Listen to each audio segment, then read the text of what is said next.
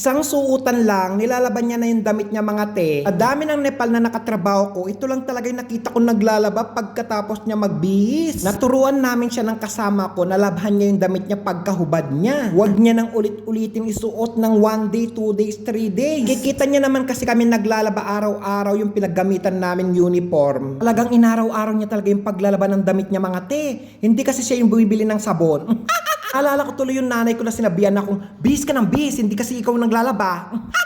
Marami kasi ako nakasamang Nepal nationality na nagtatagal yung uniform nila ng 4 na araw, 5 araw, minsan 1 linggo. Hindi nila nilalabhan, siguro nasasayangan sila sa sabon. Baka kinukonvert nila yung real to rupees. Dalian mo maglaba, sabi ko sa kanya, tuturuan kitang magluto. Habang nakasalang daw yung labahan niya, turuan ko na daw siyang magluto mga te. At dahil Friday ngayon, ang lulutuin namin is munggo. Dahil yung tawag sa kanila sa munggo. Siyempre, bago namin lutuin yung munggo, ipapatikin ko muna sa kanya yung munggo. Galawan ng nagluluto ng munggo kaya nagagalit yung nanay nila.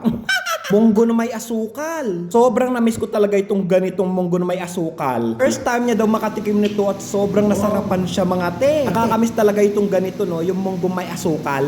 Tikna namin naubos yung munggo bago namin lutuin. Pag pinapalaga ng nanay ko dati yung munggo mga te, pag lulutuin niya na, makikita niya na lang sobrang konti na lang nung nilagang munggo. At tikman nga nitong kasama ko ni Nepal yung munggo na may asukal. Sobrang nasarapan daw siya. Natikman niya hindi niya pa natitikman mga te. Pagdating niya daw sa kanila, iluluto niya daw yung ganitong klase ng munggo. At lalagyan niya rin daw ng asukal, ipapatakin niya sa anak niya. Magmula kasi nung dumating itong Nepal na katrabaho namin, kung hindi manok, gulay na lang talaga yung inuulam namin mga te. Dati nakakapag-ulam pa ako ng baka. Ngayon hindi na talaga ako nakakapag-ulam ng baka. Kapag nag-ulam kasi ako ng baka, parang pinagdamot ko na talaga sa kanya yung ulam mga te. Dahil hindi sila kumakain ng baka. Noong hindi pa nagbabakasyon yung isang kasama kong Pinoy, hindi talaga kami nag-uulam ng baka kasama namin itong Nepal. Kami na talaga yung nag-adjust mga te.